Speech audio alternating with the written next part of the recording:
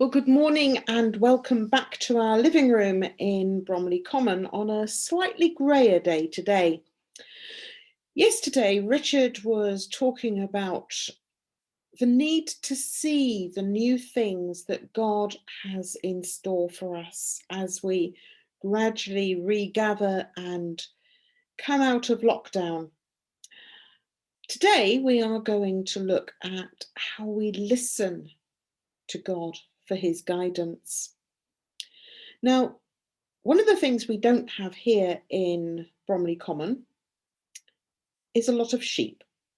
We have horses, there are horses, in the fields on the common and over in Hayes, but we don't have sheep, unlike in Wales.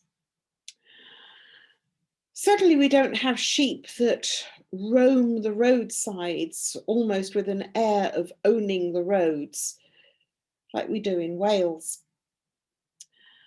Driving over Llangynnyd Common from Bryn Mawr to Crickhowell was fraught with danger because the sheep on the common would be lying very, very close to the verges of the roadside. And then as you were driving, they would sometimes just nonchalantly cross the road in front of you. This could be very dangerous and disconcerting, especially when it was foggy, which it often was, or at night. One road, the road from Tredegar to Argoed, it's further down a valley, but regularly there were sheep that would be wandering along the roadside. One day we noticed a 4x4 driving past us, and we'd seen that the sheep in the field had all congregated in one corner. But then we noticed the sheep that had escaped from the field were rushing along the roadside towards the 4x4. The shepherd had come. They knew that they would be gathered back, that they would be brought back through the gate to meet the rest of the flock. They knew that they would be cared for. They knew that they would be fed. Jesus talks about being the good shepherd and that the sheep know his voice. What amazed me was the fact that out of all the traffic that goes up and down that road, and it is a very busy road, the sheep knew the sound of their shepherd's 4x4. They could hear it in the distance. They knew that it was their shepherd who was coming. And I was thinking, how well do we know the voice of our shepherd? Jesus says, my sheep hear my voice. Do we actually hear the voice of the shepherd amongst the cacophony of sounds? Can we identify which is the sound of our shepherd against all the other noises that are vying for our attention? In the film, one of my favourite films is Under Siege. Very silly film. It's a bit like an action movie of Tom and Jerry.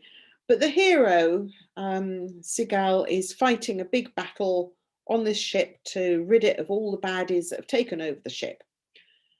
And in amongst the battle, the heroine rushes into the thick of the battle to stand right behind the hero. And he says, get back. And she says, no, the safest place on this ship is right behind you. The sheep know that the safest place is to be as close to the shepherd as possible, to hear his voice and to follow. They know that that is where safety lies. To be quite honest, the one thing that surprised us was how few casualties we actually saw on those roads. The sheep had obviously learnt that the road might not have been safe, because shepherds don't walk up and down the road, but they do walk on the fields. They do walk on the commons.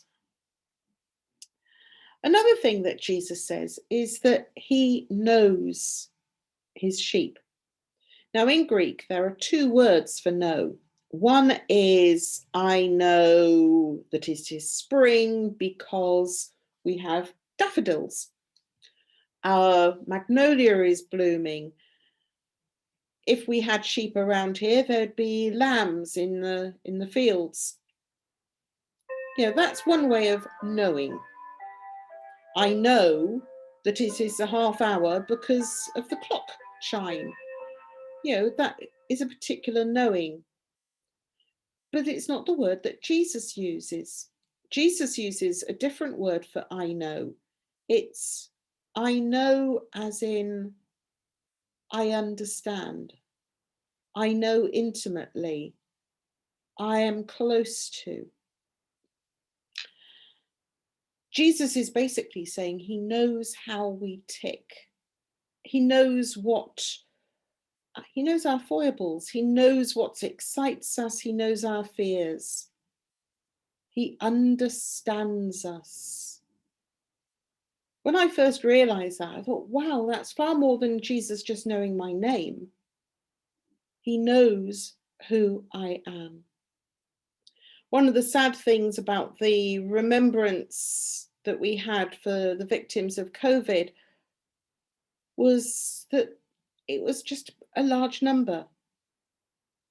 We didn't necessarily remember each individual. The fact that each individual had a name, had hopes and dreams, had a family, had friends. We don't know them.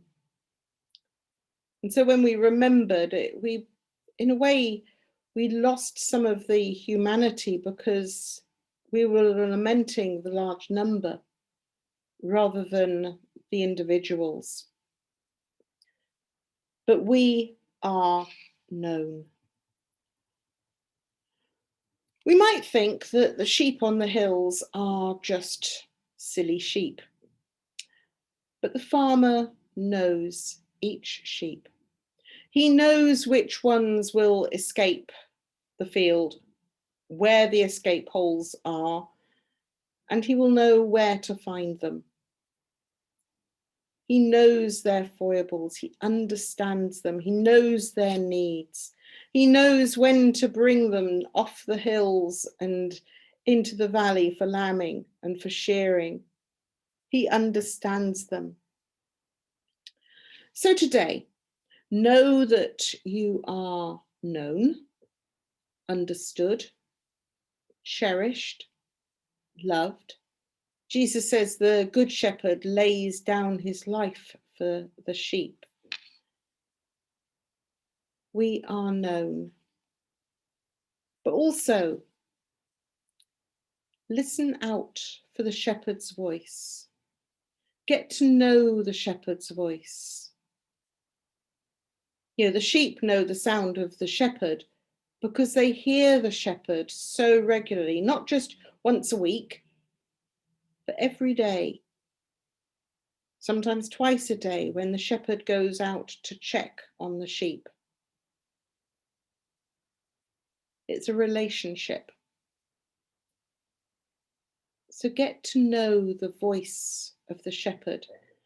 And then as we know his voice, we can follow close behind, which is the safest place to be.